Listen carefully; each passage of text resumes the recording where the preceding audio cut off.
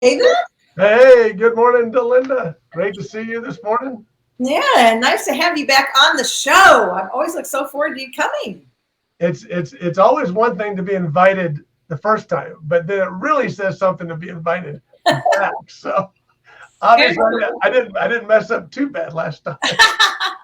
No, not at all. Well, what we found out is we just didn't have enough time to talk about all we wanted to talk about. I know we were just going and blowing, and all of a sudden, the 30 minutes were up. So I know. As we talked a few minutes ago when we were getting ready to get on. It is amazing how quickly the time goes, and as you get to sharing things, just the osmosis of how things just unfold and right, whatever the spirit leads, right? things just come by, and let's grab that, and we'll grab that, and yeah, Although we don't chase too many rabbits, I can do that myself very easily. It's like, oh oh, let me go over here. It's like, oh, I forgot what I was yeah, talking about. Anyway, I'm going to put a little good morning here in the comments just to make sure that that is working. okay, And so, anyone who is out there with us this morning, if you want to check in and say good morning and where are you from? You live in Vegas, or if you live in Kansas City, or London, or wherever you might be. I don't know. I have no idea about the time frame, so I don't know even what time it would be in another country. But we do have several people. We have a couple of gals that are in Canada and a couple that are in Africa. But I know wow, we're like 9 hours different for them, so they're very seldom. I don't know if they've ever been on. Maybe once one of our African ladies was. Matter of fact, go ahead. Were you going to say that? I was going to say, I know Paris, France is 9 hours ahead for whatever reason. Why I would know that, I don't know, but 9 hours ahead. So let's see. What would that be? Like about 4:30, 4:30. 4:30 in the afternoon, about ready for dinner time. Well, although they eat really late. I've never been to France my whole Whoa. life. Put that on your list of things to do. It's pretty wonderful. I know we're going on a Mediterranean cruise next summer, and I've never been to Europe before. So we fly into Rome and never been to Italy, never been anywhere over there. So Oh, wow. very excited about it. Oh, yeah. Yeah. We did a cruise where we started in Barcelona, and then we flew to Barcelona and then went across and went down the boot of Italy, and it was so Oh, wonderful, just so different because we'd never been. right, right. I can't wait. And I've never been on a cruise before, so Ah, it'll be good well, fun. okay.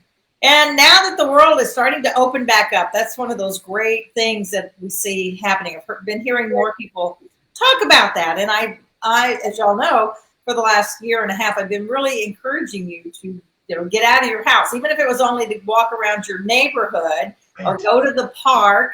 And then as soon as churches open back up, like let's go to church, let's get back, you know, Yeah, go to church. go to church. Yeah, because there is. Of course, I'm going to say that.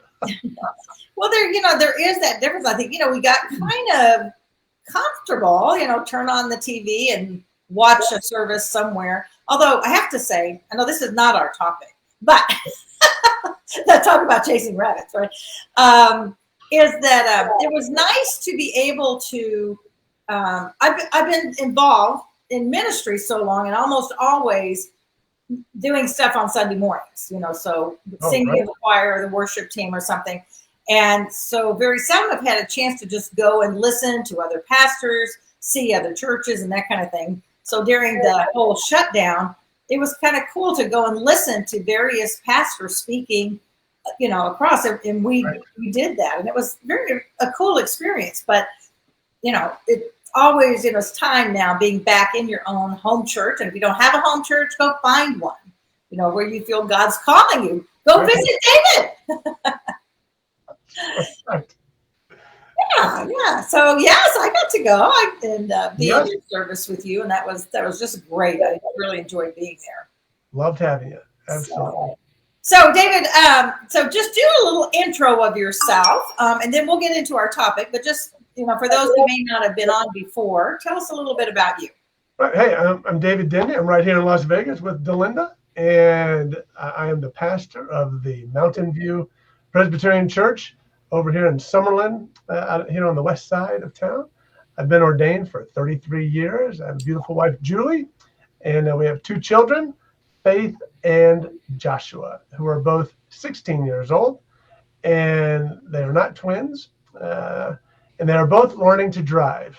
Whoa. Yes, I was on. We have an interstate loop here in Vegas called the 215, and I was on the 215 with Faith yesterday, and I prayed a lot. It's definitely increased my prayer life, shall we say. Like, you need to go faster than 40 miles an hour on the 215, you know. Oh man! So, but we made it. We survived, and but it was kind of nice. I said, I have an errand to run. Who wants to drive me? So it's just Uh, we're both biting at the bit to get in the driver's seat. yeah.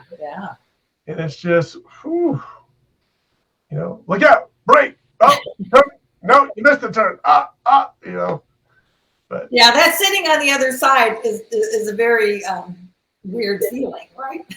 yes, it is. Yes, it is. So Weird but good. Say again. Weird but good. Yes, absolutely. And so Faith and Joshua, this will be a segue into our topic. Faith and Joshua were born 5 months apart from each other in the year 2005. And so Julie and I got married in 2001, and we tried for a number of years to get pregnant. We did everything under the sun to get pregnant. We did the in vitro, artificial insemination, did the in vitro 3 different times, and it didn't work, obviously. And so then we moved to Klamath Falls, Oregon, and to be a pastor there at First Presbyterian Church. And so in order to be, and you might be familiar with this, Delinda, when you get a new pastor, you have an installation service. You get installed like a dishwasher or something like that. So I needed a certain number of Presbyterian pastors to participate in the service. And I turned in all my paperwork and thought it was good to go. And then the presbytery, the governing body above me, said, you need one more Presbyterian pastor. I was like, who could I get? I'm new to Oregon. I don't know anybody. And so I had been doing consulting work before I came to Klamath Falls, and I helped churches raise money, and I still do a little bit of that. And so I'd worked with a church up in northern Oregon, in the Dalles, Oregon, right down the Columbia River. And Jim Hazlett, the pastor there, and I thought, well, maybe Jim would be willing to drive all the way down to southern Oregon and participate.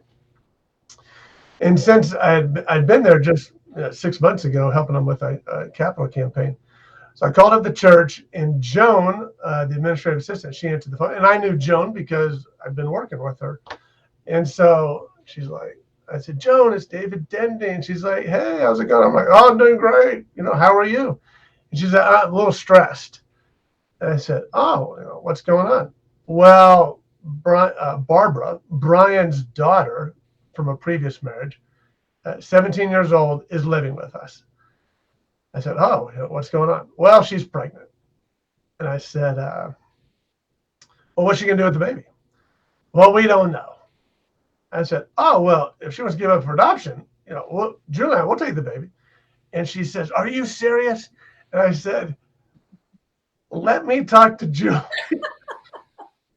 Maybe I should run this by Julie. So that was a Monday. And then Joan said, well, I'll have Brian call you tomorrow.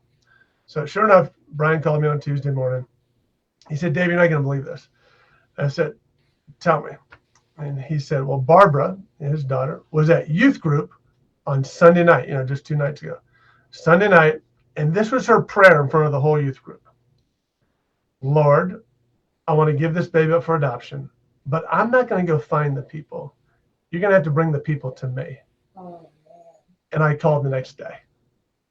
And so they all came down the next weekend, and we got to meet Barbara. And we got to meet her a few times. And then in January, she said, I'm giving the baby to you. And so we were just thrilled. And so then that was in January of 2005. And then in February, a month later, Julie and I went on vacation down to Orlando, Florida.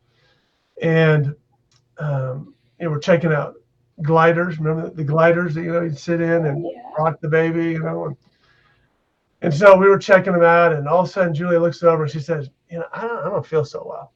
I'm like, oh, I'm sorry. And she goes, I think I'm pregnant. And I'm like, by who? Who? What are you talking about? And so she's like, let's get a pregnancy test. I'm like, I'm sure it's just, indigestion or something like that. So we went and got a pregnancy test, and sure enough, she was pregnant. And it was like, wow, okay, now what do we do? And so Faith was born in May of 2005, and then Joshua was born in October of 2005. So they're 5 months apart in age. And but we got through everything at the same time. Got out of diapers at the same time, got out of the high chairs, got out of the car seats at the same. And now we're driving at the same time. So yeah. And in college at the same time. And we'll be doing college at the same time. Yeah. They are a year apart in school, so that's good. Faith is a year ahead since she has the May birthday and Joshua the October birthday.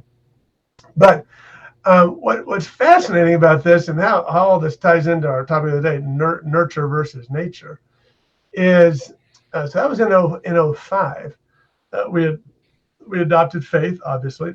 And then I'm adopted. I was adopted the day after I was born, way back in 1963, and then Julie's mom was adopted, and so adoption was not something we were like, oh, this is going to be weird or anything like that. It's an option, and let's do it. So in June of 2006, so this is a year after Faith is born. I come home from church on Sunday afternoon. It's 1:50 in the afternoon, and I get a phone call, and the phone's ringing. And remember the desk phones? Remember those? Yeah. It had caller ID on it, and it said Paget, Doug, and it had an 804 area code. And I thought, 804. I said, that's Virginia, and I used to live in Virginia. Going to seminary there, and used to live there as a little boy. And I thought, who could this be? I'm like, well, let's just find out. So I answered the phone, I'm like, hello.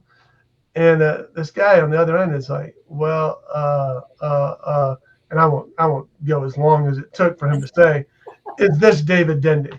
And I said, yes, it is. He said, well, hey. And I was, hey, and so he says, well, my name's Doug. And I'm like, hey, Doug. And he says, I'm Doug Paget. I'm like, yes, I can tell. That's what it says on the caller ID. I said, well, hello, Doug Paget. He says, does my name ring a bell? And my mind just starts racing because I'm like, no, it doesn't ring a bell. And I said, after a few seconds, I said, well, Doug, I'm really sorry, but it doesn't ring a bell. And he says, well, you and I have something in common. And now I'm getting a little irritated. Like, who is this guy? Like, get to it, right? Get to the point. He says, well, you and I have something in common. I said, almost very sarcastically, oh, really, Doug? And what might that be? And he says, you and I have the same mom.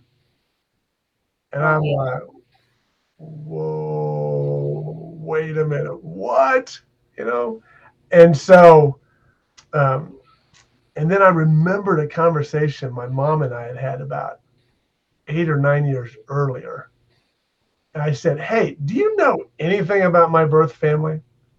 And she said, no, but I think their last name was Paget. And then I'm like, so I know this guy's not pulling my leg because, his last name's Paget.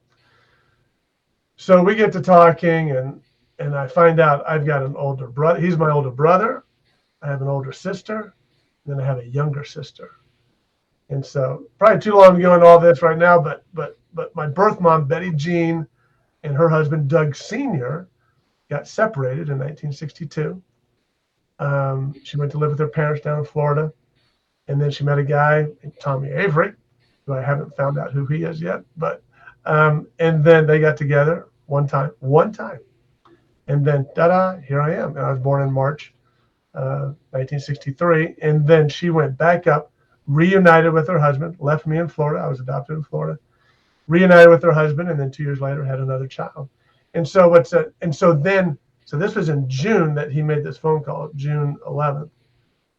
And then I went out to meet everybody in September in Virginia, Gloucester, Virginia. And so what was crazy about this meeting, this reunion of sorts, is this whole topic of nurture versus nature.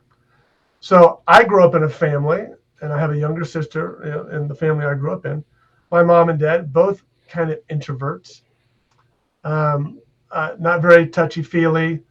We weren't a very hugging family or anything like that, and didn't laugh a lot and whatnot. But I'm the one. I'm laughing, and I'm out there. Hey, come here, hug, hug, hug. I'm touchy-feely. I'm thinking, I guess I'm just this way because someone's got to initiate a hug. Someone's got to initiate the conversation. Someone's got to laugh here, And so so I just figured I was a big time proponent of, you're just a product of nurture, just who you grew up with. You're just a product of that, a product of your environment. So then I go meet the birth family. And so I meet my birth mom. I get out of the car. She gets up. She walks across to me. She looks at me. She hugs me. She whispers in my ear, "I'm not letting go this time," Oh my gosh. Oh, wow. Yeah. And then she looks back. She pulls back. She looks at me. She goes, "You look just like your daddy." I'm like, "Yeah, I don't want to look like my dad. I want to look like you." Because, as a pastor, you go to baptisms, funeral, marriages, you see all the family resemblances. You're like, Delinda, you got your mama's eyes, or you got your daddy's nose, or whatever, or your mama's disposition, or whatever. You kind of tell all that. But for years, for 43 years, I'd always wondered, who do I look like? Mm-hmm. Who has this nose and these droopy eyes and whatnot? And then, boom, there you are meeting family that you're like, So we get out. We're sitting in the back deck, and it's warm that day, and so most everyone was wearing flip-flops. And I looked down at my younger sister, Ellen. I looked down like, those are my toes. Those are my toes. My toes look just like those toes. And it was like, a prayer, 43 years in the making, finally answered. It was like, wow. And then the crazy thing was I'd just be sitting there, and Ellen or Laura or Betty Jean would walk by. Hey, honey, touch, oh, hug, hug, hug. I'm like, these are my people. Wow. We're all laughing about the same things. It's hard to get a word in edgewise because everyone's talking. I'm like, yes, these are the people. These are my people. And it just flipped the whole script on nurture versus nature. How powerful is the DNA? It's so much more powerful than I ever imagined or ever thought. Not to say your environment. Obviously, like I'm the first one in my birth family and the first one in my on my mom's side of the family who ever went to college. So that's a product. That's a product of the environment I grew up in. My mom and dad were like, "Well, you're going to college." There was on my dad's side, everyone went to college. There just wasn't a second thought. Yeah, of course you're going to college. That's a product of my environment. You're going to church. Well, of course you're going to church. That's just what our family grew up doing. So all that to say, or another segue, it really helped in the parenting of Faith and Joshua, because Joshua got our DNA, Faith has someone else's DNA. And then you're like, oh, wait a minute, they're growing up under the same roof. How come one's acting a little differently, this and that? Well, maybe this is a DNA issue, not an environment issue. Um, maybe, just like Joshua. I mean, this it's crazy. Joshua, we'd go in there, wake him up in the morning as a little boy, even to this day. And I can't illustrate it here, but he folds his hands and he puts his hands between his legs, like between his knees on his side, and sleeps. Julie sleeps the same way. Well, Joshua's never seen Julie sleep. I mean, he don't walk in and go like, "How's Julie sleeping? How's mommy sleeping? I think I'll sleep the same way." He just sleeps the same way. Julie loves to turn over and sleep on her tummy. I'll go in many times. Joshua laying right on his tummy, fast asleep. I'm like, you can't. That's not a product of your environment. That's all DNA. Crazy. I don't know. What do you think, Delinda? I think this is an amazing story. It's like, oh my gosh, I love it. One of our viewers, Rachel, who's my cousin, actually, says, what a fantastic story. And I can't see comments on the other platforms, but I have a feeling that we're probably getting some great comments.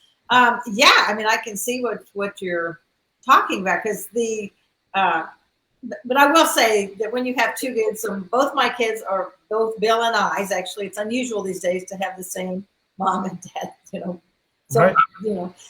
And they're so totally different that I don't know where their DNA came from. I mean, like night and day, they're so different. But, right. So you don't have to have one adopt or the other. I just say. No. Oh, yeah. Absolutely. But, I think, and that is so cool. I love that when you met your birth family, that you felt that. So it sounded like you felt like you came home. Like just being with that whole, and wonderful that they were so inviting, and that you were able to just like, oh wow, this is. Well, and the other very unusual circumstance is that all those siblings have the same mom and dad. It wasn't like Betty Jean had 4 children with 4 different dads, and the dads are spread out all over the place. But they were still intact as a couple, Betty Jean and Doug Sr., and then their children, were all there together. And so we all have the same mom, and they all have the same mom and dad. And a beautiful part of the story. So when I talked to Doug in June, I said, I'm coming out next week. I mean, I got to meet everybody. And it was interesting. Did Julie go with you? No. You just went yourself. I went by myself simply because I didn't know what to expect. Yeah. If it was a train wreck, I didn't want to pull anybody into the train wreck. Let the train wreck just be with me, not everybody else. So Gotcha. So I said, hey, I'm coming out next week. And he said, well, might want to wait a little bit, because the re-emergence of me brought up all the issues that took place back in 1962 when they got separated. And so they're like, ooh, we need to work through a few things. And so I was like, ooh, okay. Didn't think about that. And so finally they said, okay, it's September. Come on out. Okay. And I will say so Betty Jean, birth mom, her husband, Doug Sr., I will give all the credit to Doug Sr. I walked in that house and he just accepted me like that as one of his own right off the bat. And, that's very, it could have gone the other way. He could have said, this isn't my son. I don't want anything to do with him. And he just took me in, and there's never been an issue, never been a conversation, there's been lots of conversation, but nothing in a ill-mannered way so it's been a great experience for the last 15 years. And I know that not all of them work out like that. I know some people have met their birth mom or birth dad, and it just didn't go well at all. Yeah. And so, but I feel very blessed. The other interesting thing you'll get a kick out of, Delinda, is so we're out there on the back porch. I see someone who has my toes, and then Laura older sister looked at Betty Jean and said, "Well, Mama, I was 3 years old when you gave birth, and they were living together down in Florida, and they slept together every night because it was very small accommodations where they were living, and so they had to sleep in the same bed." And Laura said, "Mama, did I know you were pregnant?" And Betty Jean said, "Honey, I don't know, but when you went to sleep every night, you would rub my tummy." Oh, And so Laura and I, to this day, we'll always talk about, we were this close, and then for 43 years, we were separated. And so it's a great story. I mean, it's just, and then like with my older sister Laura, well, with all the siblings, I mean, you feel this strange connection. You're like, how can I have this connection? I've just met you. Like there's this. It's been a great journey. That's for sure. yeah. And Well, and I would think, and that goes back to, talking about, so that's the whole nature part, the DNA, which, and it's interesting because, Dr. Denise has been on several times and she talks about DNA. And although we've kind of talked about it more from a health standpoint and that kind of thing, it's the DNA that comes from both of the parents that makes us up. You are that physical thing. And so, it makes so much sense to me, to hearing the story, that had the potential to happen. I mean, like you say, I've watched enough movies where it doesn't happen that way. I truly don't know anyone that has had that experience where they weren't accepted. But we've all heard the stories of that. For you to have such a blessing and to feel so connected, and that just has to be the DNA, and that the whole. There is something about the touchy-feely thing. There's just some people. I came from a family very much like that. We hug each other. We can't hang up the phone without saying "I love you." Very demonstrative. Right. And my husband did not.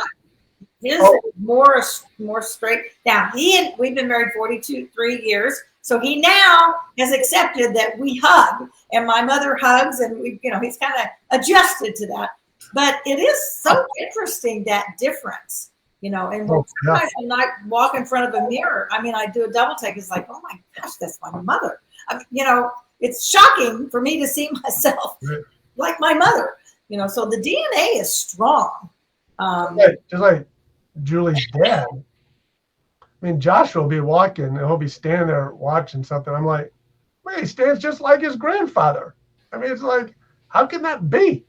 But this is the DNA. I want to say one last thing. Oh, well, we're getting kind of close out of time. I know it. Someone brought this to my attention, and I'm going to say this without having really studied it, so be interesting food for thought. So when God created the world, he said, "Let there be light," and there was light. And so this person was telling me that he, for 5 days, he spoke everything into existence. Let there be birds. Let there be fish. Let there be the firmament. Let there be darkness. He just spoke it into existence. But yet when it came to humans, he made us with his hands. He didn't just speak us into existence. He fashioned us, and the DNA and all of that together. And I just thought scripture, he knitted us together, and I just thought, wow, that each of us, whatever the DNA is, it's God who fashioned us and knitted us and created us and brought us into life. And maybe that's another conversation for another day, but but anyway, so I think, where do I come down? Kind of right in the middle. We're DNA, and we're nurtured in our environment, whatever that environment is, has a huge impact on who we are and who we become. I think too, and for some reason I've seen it. I'm a Hallmark movie junkie, so let me just say, okay. And I've watched a couple shows lately about foster children. And you hear a lot about foster kids and stuff. Right. And I think about that it's so crucial, and this comes to the nurture part. If a child who's in for instance, the foster system, if they get placed in a home with good foster parents or get adopted later on, whatever that looks like, right, that is where the nurturing comes in, that it can change their life because they're in a loving home. You were adopted, and you were adopted into a loving, godly home. right, and that became your nurture place. You still have your DNA of who you're going to be knitted together, right. but it takes both. I mean, it really does, because there's kids that don't get adopted into those kinds of families, and then they just have so much harder thing. But oftentimes their DNA will make them survivors because they have that something inside. Absolutely. Absolutely. So I think it's a fascinating topic. It is. It really is. And I know that you actually have more stories that you could tell us. So I'm just saying right now, plan for after the first of the year that we'll come back. We'll come back. It'll be so great. So Grace says, love the idea of knitting people together. Thank you. I don't know if you can see that. I can see that. Yes. Thank you. Okay. I'm never sure what y'all can see on the Rachel's comment, right? Yeah, wonderful. Yeah, so appreciate all of y'all being out here. Next week, just FYI, for the next going through starting next week's not Thanksgiving. Next week, unless something changes and God just says, call this person and ask him, I'll be just chatting with you from the heart. I'm just going to chat with everybody next week. And I came across something. I've been in the process of cleaning out stuff. I'm not sure why, but I have been. It's not spring cleaning; it's whatever. And the thing that I wrote for my, I have three step granddaughters through marriages with my kids, and I didn't know their faith journey, and I wanted them to know mine, and I wanted them to know what I wished for them. And I came across that, and I wrote it at Easter, whatever, 8 years ago or something. And I thought, you know what? I don't know that I've actually shared this with my viewers, to really. There you go. So next week, I'm going to just be sharing from the heart. And then the week of Thanksgiving, Jennifer and Dr. Laura are going to come back, and we're going to spend the end of whatever month, November and December.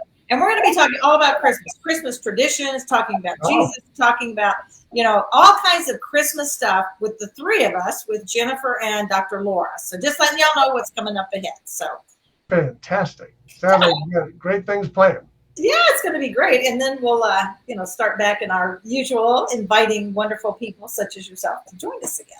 All right. I would love it. Love being on the show with you. You're awesome. Hey, one last parting thought. What one last thought would you like to share with us? That we are all made in God's image, and we are God's image bearers out there in the world. So shine bright today. Oh, I love that. Yeah, thank you. Thank you. Well, again, thank you for being on. Thank you, everybody, for tuning in, whether you're doing it right now while we're live or you're going to be watching it later. And remember, as always, that life is not a matter of chance. It is a matter of choice. So choose wisely and go out and make a difference this week. Show some love and respect and smile and shine to all of those around you, because, some people just, all they need is somebody to give them a smile today. So, absolutely. All right, you guys. And I'm going to quote David and say, laugh often and fear not, right? Or vice versa. Amen. That's it. You got it. All right. Thanks, David. So Thank you. Okay. Bye-bye. Bye, everybody. Okay. And David, if you'll just hang on a second.